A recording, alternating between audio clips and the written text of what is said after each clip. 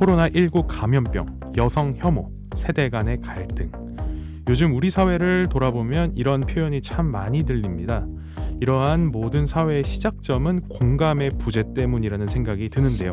사회 문제를 드러내고 공감을 이끌어내주는 연극이야말로 얼어붙은 현대 사회를 따뜻하게 녹여낼 수 있는 중요한 요소이지 않을까 싶습니다. 오는 9일 제25회 울산 연극제가 막을 여는데요. 이번 연극제에서는 우리 삶과 현대 시대의 인간다움, 그리고 역사적 배경을 담은 이야기부터 울산만의 특색 있는 다양한 작품이 담겼다고 합니다. 특히 개막작 복순이와 영다리, 그리고 폐막작 작은 할머니, 이 두 작품은 우리 사회를 향해 전하는 메시지가 특별하다고 하는데요. 우리 사회를 살아가는 우리가 곰씹어야 할 부분을 감동과 함께 담았다고 합니다. 여러분 안녕하세요. 시사팩토리 100.3 김성황 PD입니다. 오늘도 부속 시사연구소에서 요 관련된 내용을 다뤄보려고 하죠. 오늘 시사팩토리에 울산 연극제 관련해서 또 김영석 연극배우 모시고 이 얘기 바로 나눠보도록 하겠습니다. 출발합니다.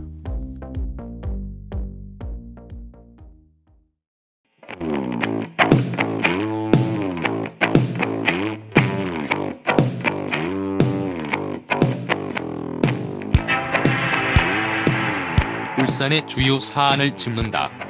파워 인터뷰.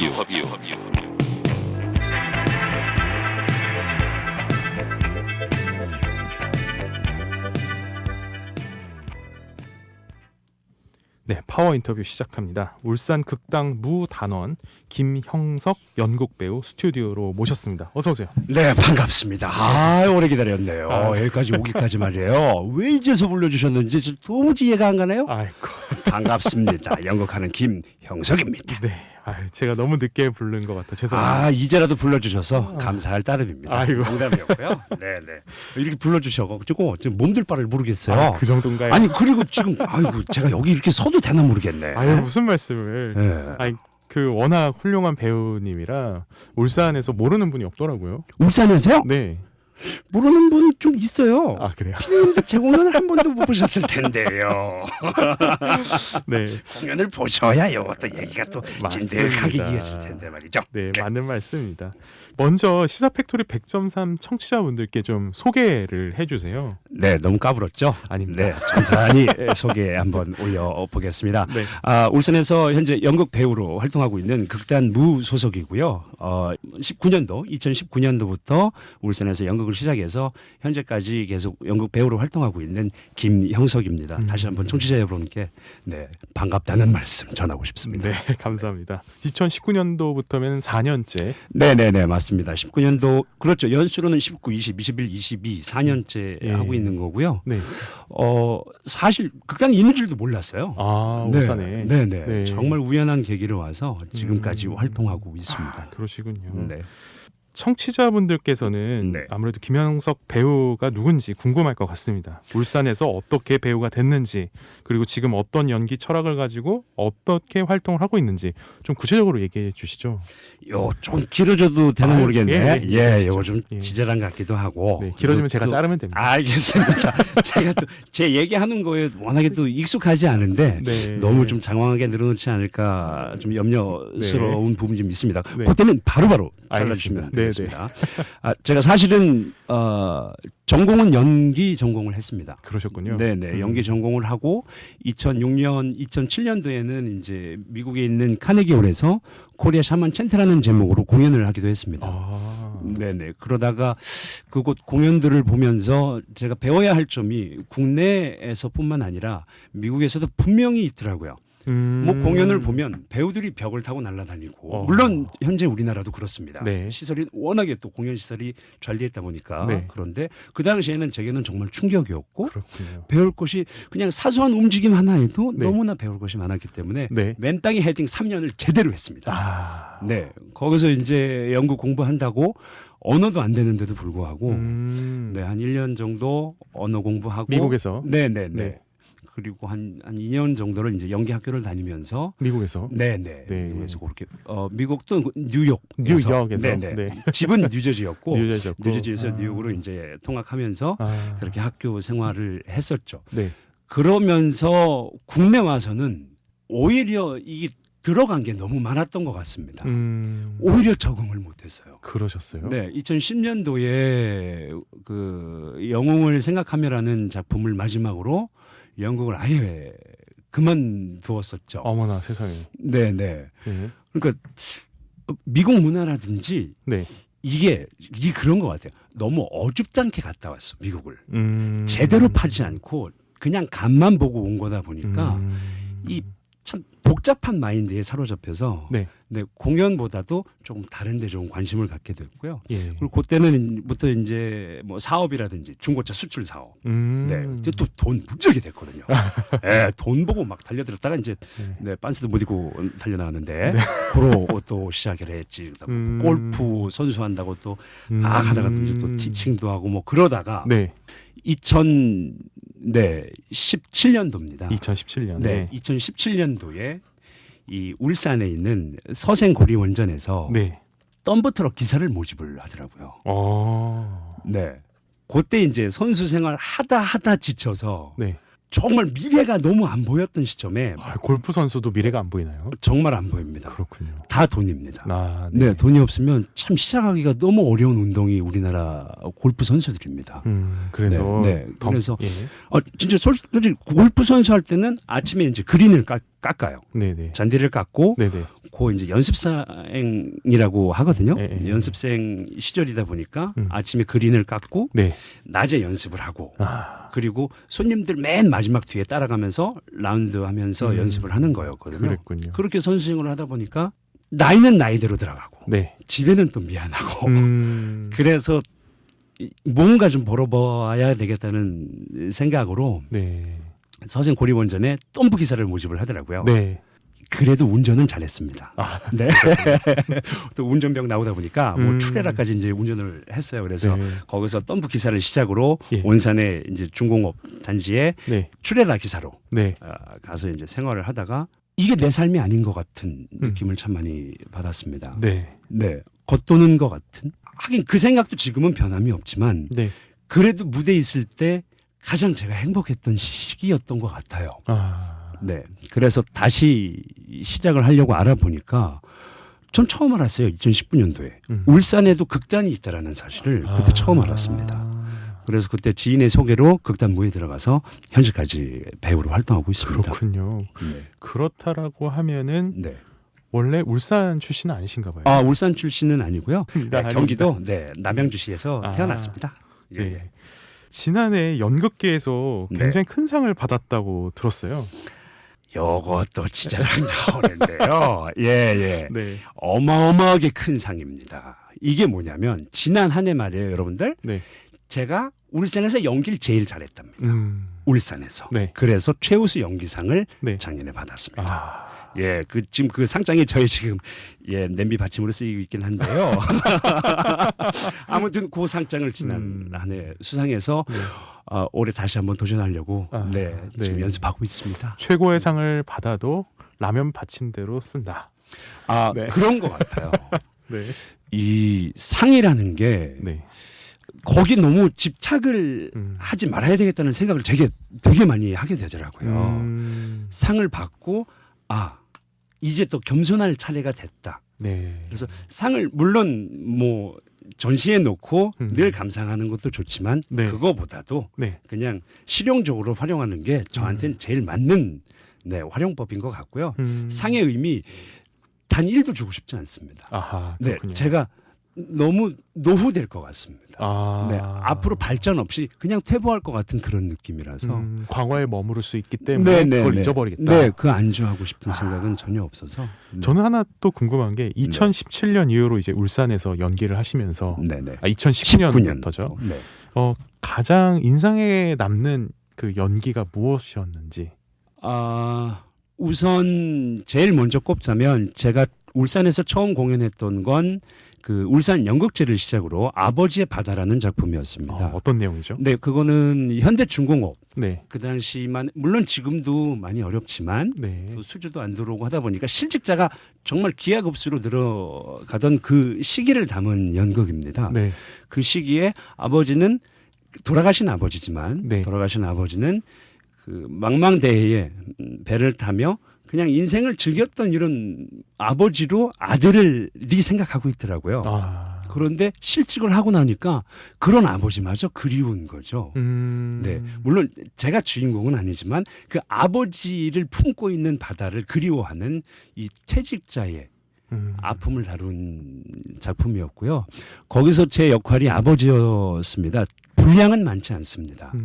그런데도 진짜 2010년부터 전혀 해오지 않았던 연극 배우의 그 연기 활동을 다시 시작한다는데 그 의미가 저한테 너무 컸습니다. 네. 그래서 공연이 끝나고는 정말 펑펑 울었던 것 같아요. 커튼콜을 못할 정도로 네. 너무 많이 울어가지고 그 감회가 정말 새로웠고 그리고 그 공연이 또 대한민국 연극제에 참가하게 됐어요. 아, 그랬군요. 네, 울산에서 대상을 받아가지고 네. 그 연극제가 대한민국 연극제까지 참가하는 그런 영광스러운 작품을 제가 만났죠. 뭐 대사 하나만 짧게 한번 좀 이야기해 주신다면? 아버지의 바다의 대사는 기가 막히게 제가 생각이 안 납니다. 아, 네, 알겠습니다. 예. 그런데 제가 정말 기억하고 정말 소중하게 생각하는 대사가 하나 있습니다. 그게 네. 뭐냐면 배우 모독의 대사입니다. 배우 머독이요. 네네. 네. 배우 모독. 그리고 작년에는 물 읽는 사막이라는 작품으로 각색이 돼서 연극제에 이제 출품한 작품이고요. 그 배역을 통해서 제가 최우수 연기상까지 받게 된 그 작품이었습니다. 짧게나마 한번 들려도 될까요? 배우로 산다는 건 뜨거운 사막을 걷는 것과 같다고 했어. 그냥 배우가 되고 싶었어. 그래봤자 엑스트라고 시신이 전부인 게 내 모습이었어. 이렇게 시작을 합니다. 막 감동이 막 느껴지네요. 저도. 그게 참 제 얘기 같아서 네. 제 얘기 같고 물론 작가님이 이제 또 염두에 두고 쓰셨겠지만 네.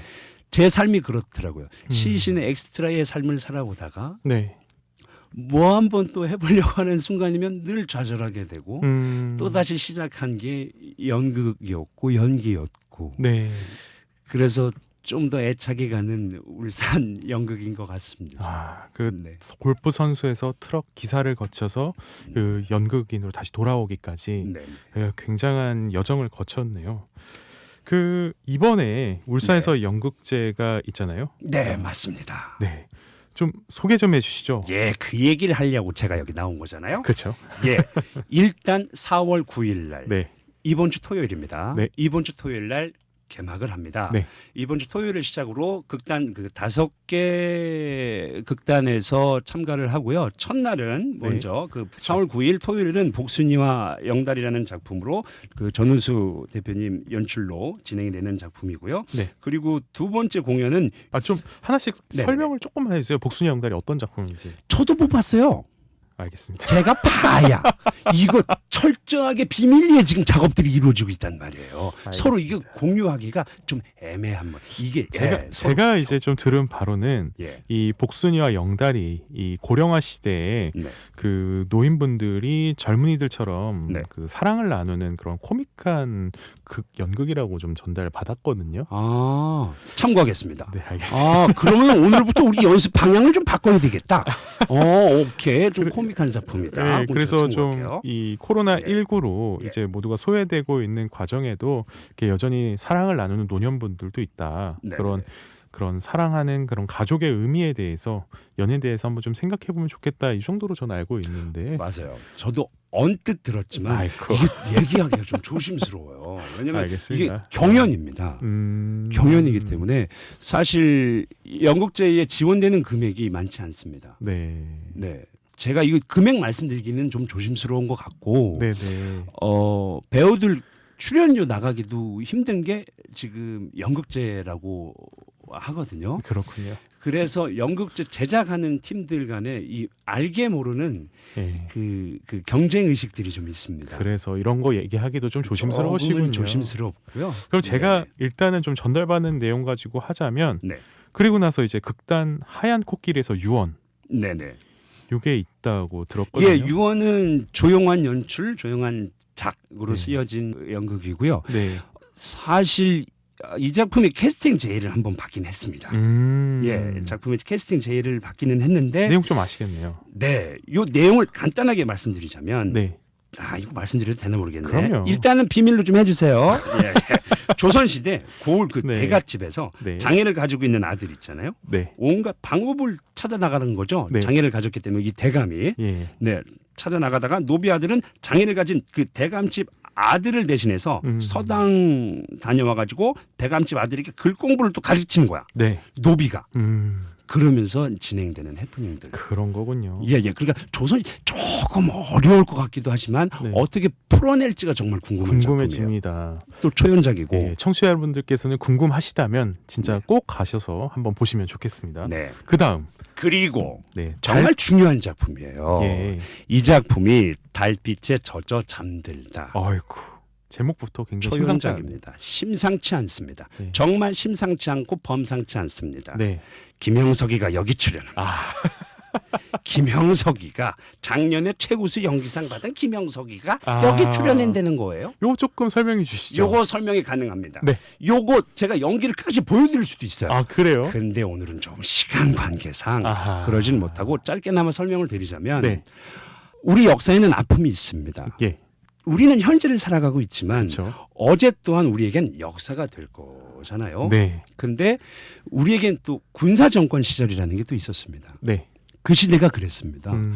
그리고 지역 전체가 폐쇄가 되는 네, 5.18 네. 아마 어린 친구들은 모를 거예요. 저 또한 물론 제가 81년도에 태어나긴 했지만 80년대 사건입니다. 네. 제가 태어나기 전에 있었던 그렇죠. 일이죠. 아버지 몸속에 있을 때란 말이에요. 네. 예, 그러다 보니까 저 또한 모르고 지나친 역사입니다. 아픈 역사인데 네. 그 속에서 고통받았던 사람이 분명히 있더라고요. 그렇군요. 네, 그 속에서 고통받은 사람들 그걸 다 얘기할 수는 없지만 네. 또 그 이후에 5.18 이후에도 또 그 삼청 네. 삼천교육대. 삼청 교육대 그 소재를 다룬 얘기입니다. 5.18에 대한 얘기는 많지만 네. 삼청 교육을 어떻게 진행이 됐으며 그로 인해서 얼마나 고통을 받았을지 이것도 인간의 내면을 연구하는 작업이거든요. 한국 연구라는 현대사의 게. 뭔가 광풍과도 같이 이렇게 지나갔던 그런 역사 속을 살아가는 한 인물에 대한 이야기 뭐 이렇게 맞습니다. 요약될까요? 맞습니다. 그것도 그리고 주연 맡으시는 건가요? 그건 와서 확인하시기 알겠습니다. 바랍니다. 청취자 꼭 여러분. 오셔서 확인하셔야지. 이거 제가 알겠습니다. 요것도 요거 좀 해줘야죠. 네. 예. 그 다음 작품 아직 2개 남았습니다. 예, 네 예, 번째. 예. 네 극단 번째 작품. 새소래의 봄이 사라졌다. 네, 맞습니다. 봄이 사라졌다. 박태환 연출 그리고 박태환 작입니다. 네.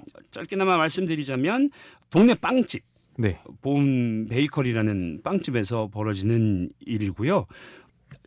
이거 작품이 전에 하기는 했었는데 네.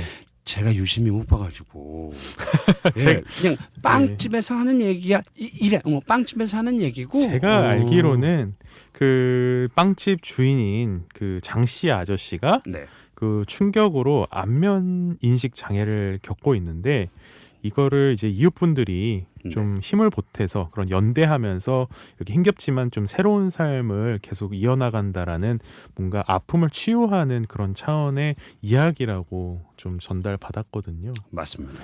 네. 예, 뭐 제가 모르는데 어떻게 하겠어요? 맞다 그래야지. 네. 예, 저도 못 봤거든요. 네. 그러면 이어서 예. 작은 할머니, 그 사회적 협동조합 공연 제작소 마당의 작품이죠. 예. 예. 그것도 나는 아는 게 참 없어요, 그죠? 근데 그건 알아요. 네. 고선평 연출 예. 그리고 그 엄인희라는 작가가 쓴 작품이고요.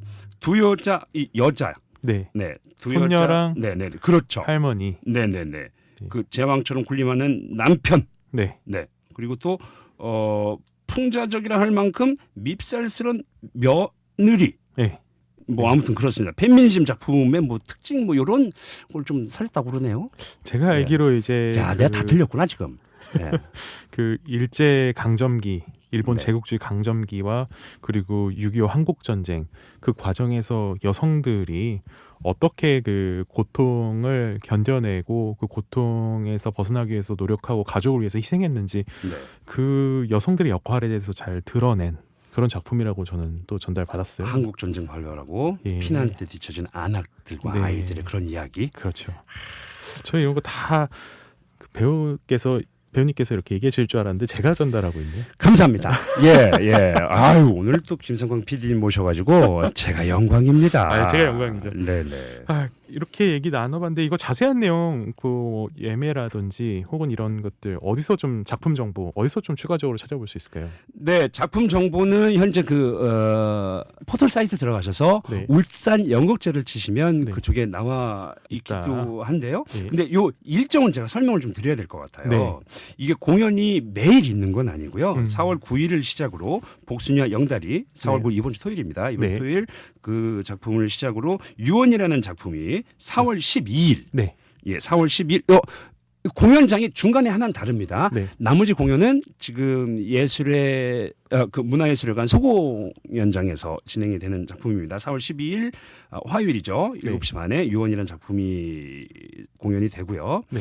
그리고 달빛에 젖어 잠들다 예. 이 김영수가 출연하는 겁니다. 네. 여기에 3월 15일 네. 다음 주 금요일입니다. 네. 다음 주 금요일 마찬가지로 울산 문화예술회관 소공연장에서 7시 예. 반에 예. 네, 공연이 되고요. 예. 그리고 이 작품은 4월 21일입니다. 4월 21일 장소 여러분들 헷갈리시면 안 됩니다. 이 작품이 뭐죠?